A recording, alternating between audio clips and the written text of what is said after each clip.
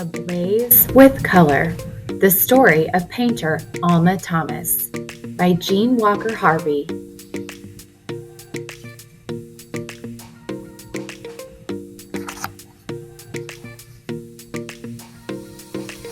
Through color, I have sought to concentrate on beauty and happiness rather than on man's inhumanity to man.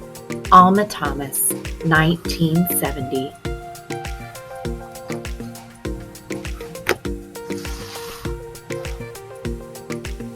Alma always felt her best when she was outside soaking up the sparkling colors of nature.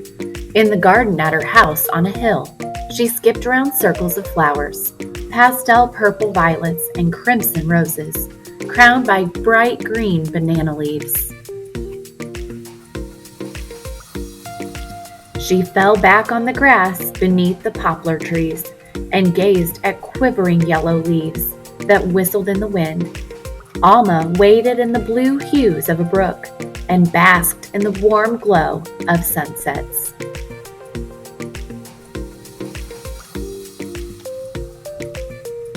Alma was always on the go, never wanting to sit or cook or sew like her three younger sisters. She wanted to make things that she could hold. Alma scooped up moist red clay from the banks of the nearby stream. She shaped bowls and cups to dry in the sizzling sun. Inside her house, Alma's world was also full of color and creativity. Her mother designed dazzling dresses, singing as she sewed. Her aunts painted petals and patterns, and Alma dipped her brush in tiny pots. Although Alma felt joy at home, she and her sisters were sad they couldn't attend the school just 2 doors away, the white school, and they couldn't enter museums or the town library.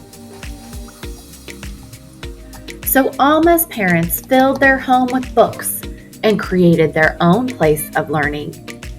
They invited teachers into their living room to talk about people and places around the world, famous stories and ways of thinking. Even though Alma didn't understand all that was said by the grown-ups, she watched and listened. When Alma turned 15 and couldn't attend the local high school, her family decided to move to the north, away from the injustices of the South.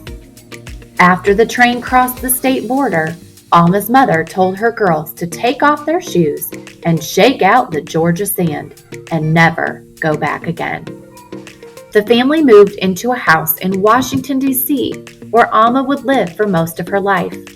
A house with a flower garden, a patch of nature that always made her happy. When Alma grew up, she studied art in college. She chose to share her love of art by teaching at the local school. But even in the nation's capital, schools were still segregated and access to art was limited. Alma was determined to bring art to the young in her neighborhood, just as her parents had brought learning into her home when she was young.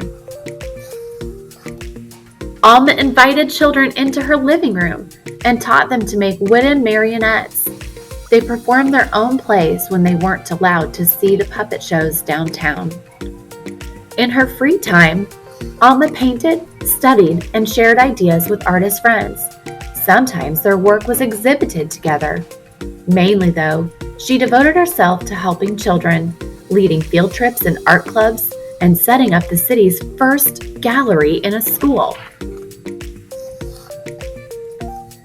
Finally, when Alma was almost 70 years old, she stopped teaching and focused on her own art.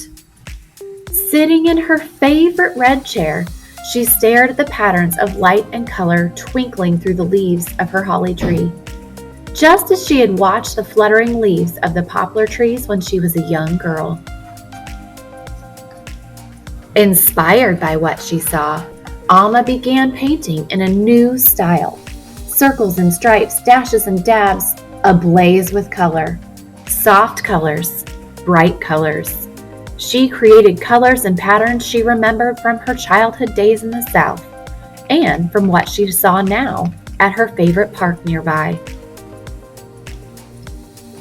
She painted how she felt on the inside when she experienced nature outside. The wind, the sunshine, the flowers, how nature made her heart sing and dance even when life could be hard and unjust. Alma imagined soaring high in an airplane even though she had never been in one. Gardens and trees below became streaks and smudges. Amazed by space travel, new at the time, Alma envisioned traveling aboard rockets with astronauts. The starry sky and zooming spaceships glimmered as dashes and swatches. Galleries began showing Alma's new artwork, and then the unexpected happened.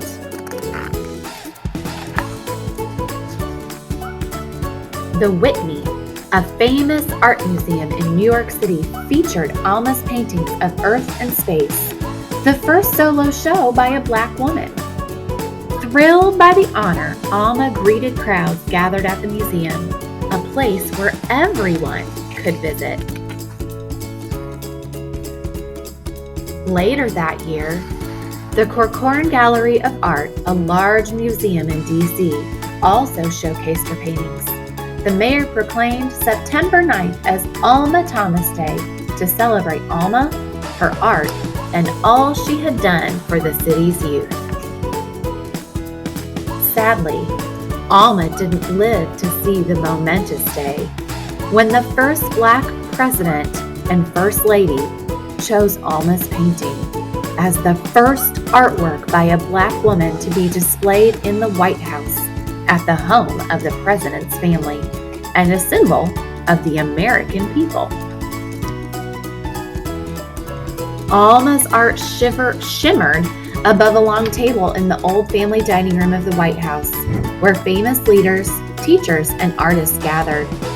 Just as people had gathered in Alma's childhood home, just as children had gathered in Alma's D.C. home. In Alma's piece, yellow dashes twirl, circles upon circles swirl, orange, red, purple, blue, a soft, quiet center, a green of nature, a painting of hope and joy, ablaze with glorious color, Alma's colors.